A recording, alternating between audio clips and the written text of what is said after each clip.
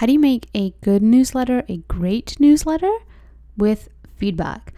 This is a newsletter by Morning Brew, and we're going to look at them doing that exactly. They have a survey in here where they're asking for feedback on a specific section. So the beauty of this newsletter, for those of you who don't know, I've actually just come into this world and learned about Morning Brew recently, and they are it's very informative and witty. I really like the tone that they use, very accessible, and they position themselves as like the latest news. It's a daily newsletter, so the latest news from Wall Street to Silicon Valley. So they've got a good range, and they cover a lot of sections. You can see that they make the sections really easy to see, and just very easy to like skim and sift through to what you care about. So let's go to this section. I was looking for the word survey because here is a request for a survey. So this is a section that we actually saw earlier up above, and they acknowledge that here, that they've put this here again. This is the second time you're looking at this markets graphic today. So an interesting take, right? Like somebody who's interested in this section is probably going to stop when they see this section again. And so this is an interesting way to kind of grab their attention and pull them in. We know that now this person cares about this section. And now we get a chance to say, hey, we want to make sure this section is actually useful to you. That's why we're showing it to you again. We can't guess, and we don't have, we can't guzzle data like Facebook. You can take this really short survey to help us improve the section, right? So this is like, it's not screaming out at you. And so we can assume here that who they're targeting are people who visit this section, which are kind of the best people to weigh in on, like, is this section valuable to you or not? That's not to say it's not going to target other folks. Of course, some people might read this section and it might not be kind of their top favorite or the section that they go to, but their feedback's just as important because they are a reader of this newsletter. So let's jump over and take a look at the actual survey. Okay, so this is the first question. They have an intro screen, but I skipped it. You just click get started and you hop over to this section. Okay, so great. They have a repeat of this image here, which is super helpful, right? I don't have to click back, especially if I'm not as oriented to the section. If there's specific things that I want to call out or remember, this is a great prompt. They have a visual here. What is your overall impression of the markets section? Okay, so I will actually want to show you what happens. So if I click, I love it, they respond to the fact that I love it, which is a dialogue. Love that. What do you like most about it? Very cool. But actually I said I love it, so I'm curious now what they say when I say I like it. Sweet. What do you like most about it? So might be a small difference here, but since they're separating love it and like it, I would suggest saying, what do you love most about it? Just so that distinction that's here is retained below when they're collecting that data. And then it's okay. Thanks for your honesty, right? So real acknowledgement and making it kind of like comfortable to be honest, rewarding that honesty, which is really powerful because now they're going to ask a question to follow up. And when you do that, when you reward honesty, you make negative feedback actually a good thing. So people are more likely to be constructive in their feedback because you've actually said like, hey, that's what I want, and you've made that okay and actually positive. What would you change to make this section more valuable to you? So perfect. Great question. And I'm gonna go up here. I don't like it. Thanks for your honesty. What would you change to make this section more valuable to you? And the same kind of question here. So all of this is great. I love this. Like, you really want to tailor the response. So even something as small as like, I love it, I like it, tailoring how you're responding and actually starting the next section with a response to my submission to the first question, right? So I like it, sweet, before we jump in. So it creates this really powerful dialogue. Okay, but let's go through. So let's say I don't like it.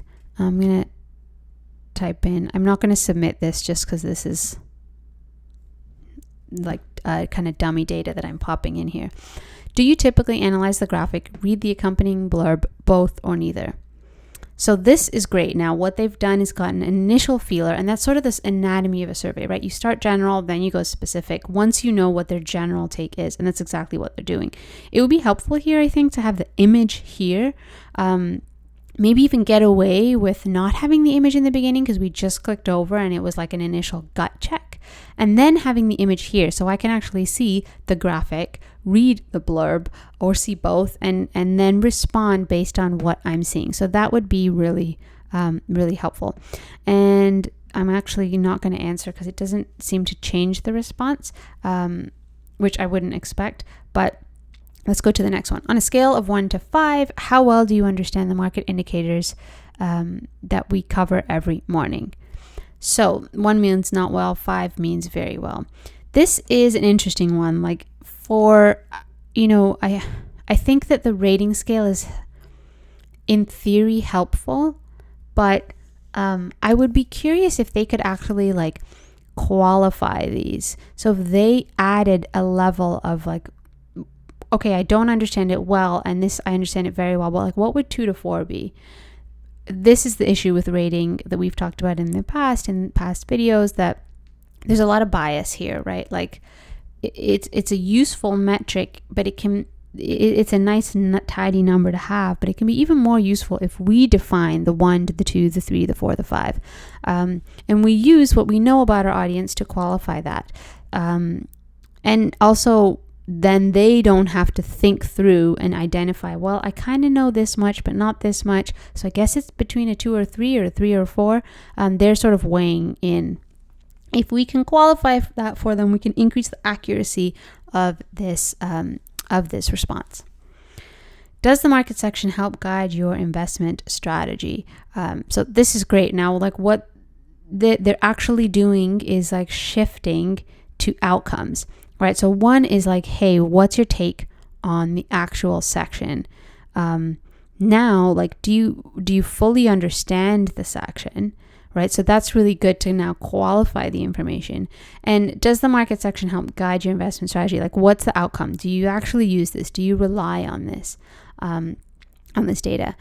In your perfect world, would the market section? So now they're asking about positioning. This is an interesting one. Like, I wonder if.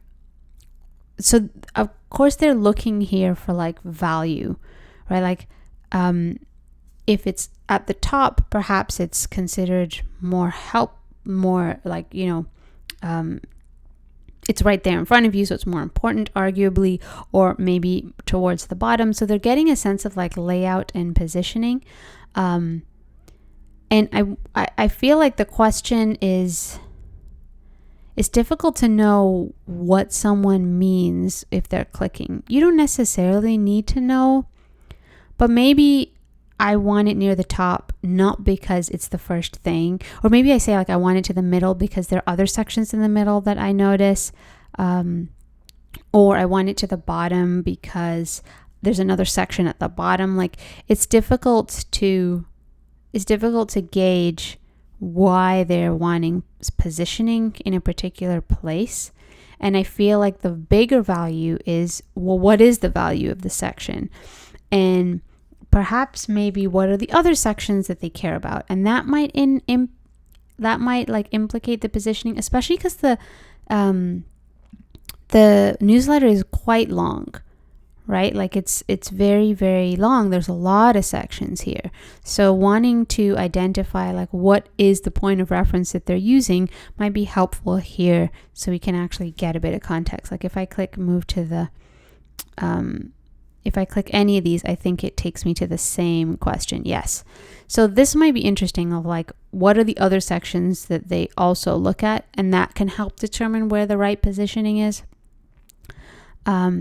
Would you be interested if we started to include any of the following alternative asset classes?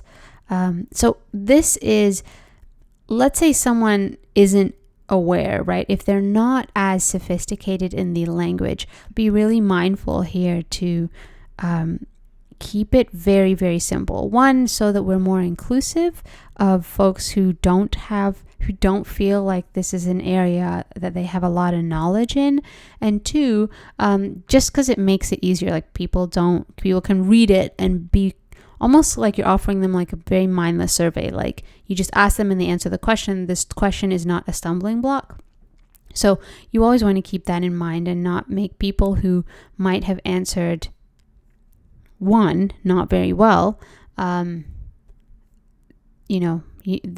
don't feel like tripped up by this particular question. Are you interested in the performance of specific stocks? If something notable happens, this is fine. I think there could be some like grouping perhaps that we do a little bit better. So if we're interested in the performance of specific stocks, might like land here might be a good, like we're talking about investment. Presumably this is somebody who invests, and so now we're asking about specific stocks back to back, as opposed to jumping into the positioning of this and then alternative asset classes. Also the fact that like if you are interested in the performance of specific stocks, like is that a question that we would ask someone really who has said that they don't invest? Probably not, right? We want to keep it pretty lean, and actually maybe like jump to a question like this. Well, okay, if they're saying they don't invest, do we even ask about this at all? So really being mindful of like how we're using the skip logic and making it as responsive. So we had some great responsiveness at the top, and making sure we carry that forward. Would you be interested in reading Morning Brew educational materials to help you better invest, budget, optimize? Okay, so this is interesting. Like the phrasing of the question feels a little bit, it's like I'm not really grasping. Like this feels like now Morning Brew educational material. So this is not specific to the section. This seems more like a general question now. Something about the phrasing here is tripping me up because so when someone is in a survey, they're following the anatomy, right? Like they're following the sequence that you lay out. And if something about that sequence kind of takes a U-turn and changes topic even a little bit, although they might be able to figure it out, it will make them stumble and be a little bit unsure. And that's kind of what I feel like is happening here. So this could be, this almost sounds like a larger goal question that might be interesting to have perhaps like at the top, or even layering like earlier on, or even layering this like with the positioning question. Because then it's like, well, what's your goal? Like what is it that you are hoping to get out of Morning Brew? You want Morning Brew to help you do what? And then based on that, we can then understand like the sections perhaps that they're interested in, or even then the positioning of the newsletter. But I think that the phrasing here could be a little more optimized so that it's clear like what exactly is being asked, that it's not actually about that market section anymore, I don't think. How old are you? So we've got some demographics here. What's your gender? And we're done.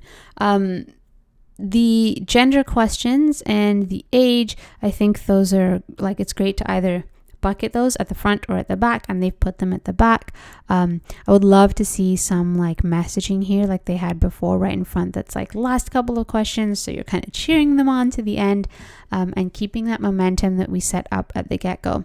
But we want to be really, really thoughtful of like when we start to use skip logic like they've done up top, we keep that logic and we make sure that if someone's giving us like a 1, oh great, okay, what do you want to understand better? That's perfect. And now they jump into, does the market section help guide your investment strategy?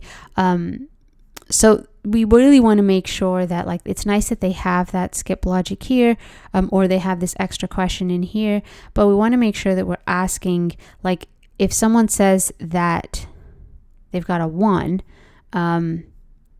that section is not really helping, is this the right question to follow? Maybe not. Maybe it's, if they're not too comfortable understanding the indicators, maybe there's a different phrasing. We can actually ask more about the outcome, ask more about this question here. Like, what is it then that they are interested in learning from Morning Brew? And then use that to drive the rest of the questions. If they say invest, you can ask about investment strategy. If they don't, then maybe you ask about, well, I don't think these sections would necessarily apply to the market section, but really being careful with skip logic. It's very tedious. It's not easy. I love Typeform, but the skip logic in all of the platforms that I've used take a second and a lot of seconds to figure out. But when we use it, we can really avoid folks from running into questions that just wouldn't make sense for them, and make sure that they're having a really personalized experience the whole time. You don't want them to kind of second guess and read the question twice because they are a bit disoriented. Hope that's helpful. This is great. I love that they have like their email address here too, that you can actually follow up and contact them if you have more thoughts, but even just, being accessible. Like, clearly they care about their readers. So that's great. If you have a newsletter, please ask for feedback. It will only help and only offer opportunities to keep your readers engaged and happy. And I will see you in the next survey teardown. Teardown, I think, will be on number 24 tomorrow. See you then.